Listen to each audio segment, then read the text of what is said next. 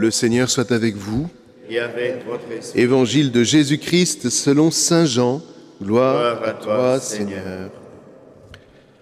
En ce temps-là, Jésus disait à ses disciples, « Comme le Père m'a aimé de charité, moi aussi je vous ai aimé de charité. Demeurez dans ma charité. Si vous gardez mes commandements, vous demeurerez dans ma charité. Comme moi, j'ai gardé les commandements de mon Père et je demeure dans sa charité. Je vous ai dit cela pour que ma joie soit en vous et que votre joie soit parfaite. Mon commandement, le voici. Aimez-vous de charité les uns les autres comme je vous ai aimé de charité.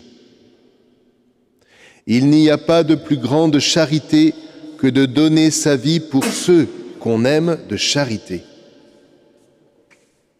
Vous êtes mes amis si vous faites ce que je vous commande.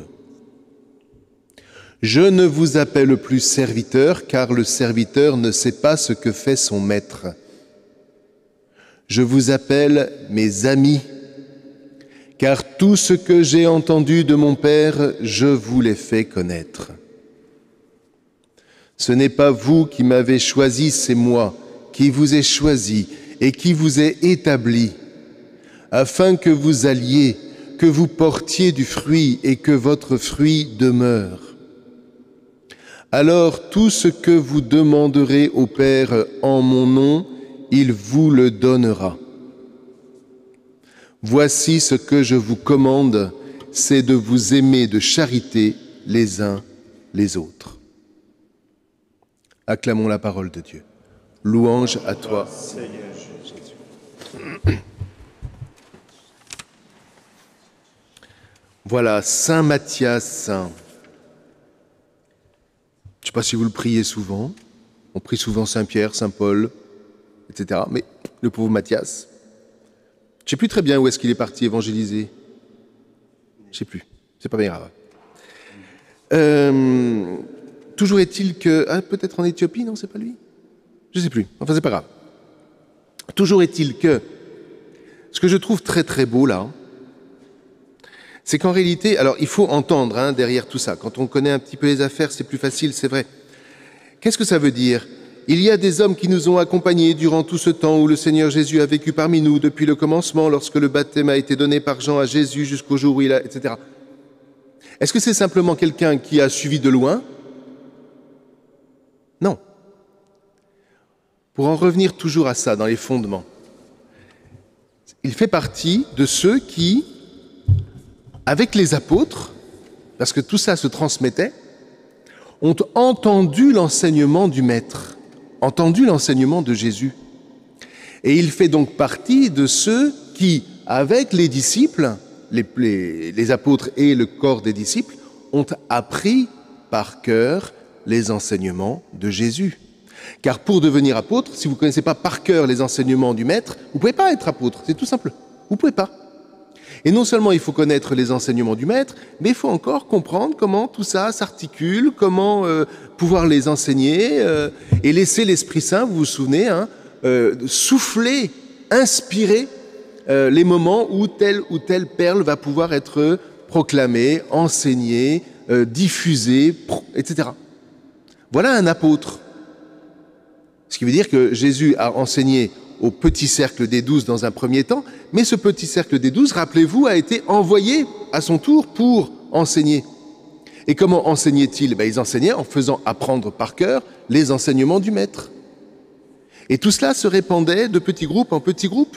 Et voilà comment on était disciples. Et étant disciples, il fallait que cette parole portât du fruit. Et le fruit que porte cette parole à partir du moment où elle est dans mon cœur, c'est la charité. À quoi est-ce que je vérifie que vraiment je vis de la parole du Seigneur? C'est à la charité fraternelle pour laquelle je me livre, je me donne tout entier. Est-ce qu'on est parfait? Je ne sais pas vous, peut-être, sûrement. Moi, je ne le suis pas. Mais l'essentiel, c'est de grandir dans cette charité et de tout faire pour, quand ça dévie, ma foi, on rectifie, on revient Et on vit ça entre frères et sœurs. Aujourd'hui, il faut préciser les sœurs, mais c'est vrai, on vit ça entre frères et sœurs. Et dans la mesure où nous vivons cela, nous vivons la charité entre frères et sœurs, eh bien cette charité, elle est le signe extraordinaire, magnifique, tellement essentiel d'une réalité encore plus profonde sur laquelle ni vous ni moi nous n'avons la main, parce que ce n'est pas quelque chose qui se veut, c'est quelque chose qui se reçoit. Et ça s'appelle l'amitié avec Jésus. Tu vis de cette même charité qui rayonne du Père par Jésus dans l'Esprit Saint, et vivant de ce même élan, eh bien tu fais l'expérience d'une amitié qui t'attache véritablement et surtout éternellement à Jésus. Et voilà que par cette amitié que tu ressens au plus profond de toi, puisque je vous rappelle qu'au plus profond de nous-mêmes subsiste le temple de Dieu. La Trinité est en nous, frères et sœurs. Elle n'est même pas en nous à partir du moment où on est baptisé, ça ne veut rien dire. Elle est en nous avant notre baptême. Elle est notre vie, elle est ce qui nous rend vivants. La Trinité en nous est le foyer de l'énergie qui nous anime. Le péché a fait que nous avons fermé les portes à cette source intérieure d'énergie, là je parle comme un orthodoxe, mais c'est pas grave, de cette énergie divine qui est en nous. Le baptême nous a fait ouvrir les vantaux. C'est juste prodigieux. Et à partir de là, l'Esprit Saint se déploie en nous. Mais si il se déploie en nous, c'est dans un but très précis. C'est que nous devenions les amis du Christ, les amis de Jésus, les amis du Verbe. Et rappelez-vous que alors nous vivons vraiment de la vie de Dieu, puisque le Père aime le Fils d'amitié. C'est dit un tout petit peu en amont dans le même chapitre de Jean que nous venons de lire. Le Père aime le Fils d'amitié, c'est-à-dire c'est une pure grâce. Mais l'amitié n'efface évidemment pas la charité. La charité, c'est le moteur. La charité ne disparaîtra jamais, puisque en Dieu est la charité. L'amour qui est inscrit en Dieu, qui est ce don d'eux-mêmes, c'est la charité. Mais de ce don d'eux-mêmes procède cette amitié éternelle. Et quand vous avez un ami, vous faites quoi? Vous le reconnaissez à quoi, un ami? Vous reconnaissez un ami à ce que vous gardez sa parole. Quand vous avez un ami, si vous avez un ami, je vous souhaite d'avoir des amis, pas beaucoup. On n'a pas beaucoup d'amis.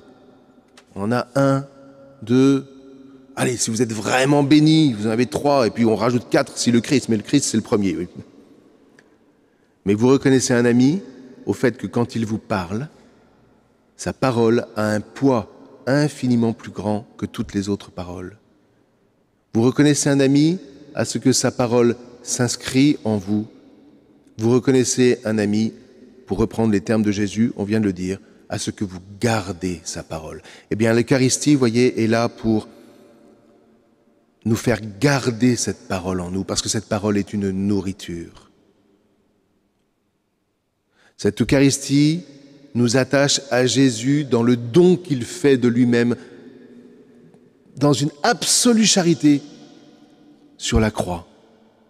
Et si nous recevons cette charité qui nous emmène nous aussi vers la croix, faut pas nier ça. Eh bien, de cette croix, comme pour Jésus, jaillira la vie. Mais ce jaillissement-là, ni vous ni moi, nous ne pouvons le provoquer. C'est le pur fruit de la grâce, c'est le pur fruit de l'amitié. Quand notre charité rencontre la charité du Christ et du Père, alors l'amitié paraît. Amen.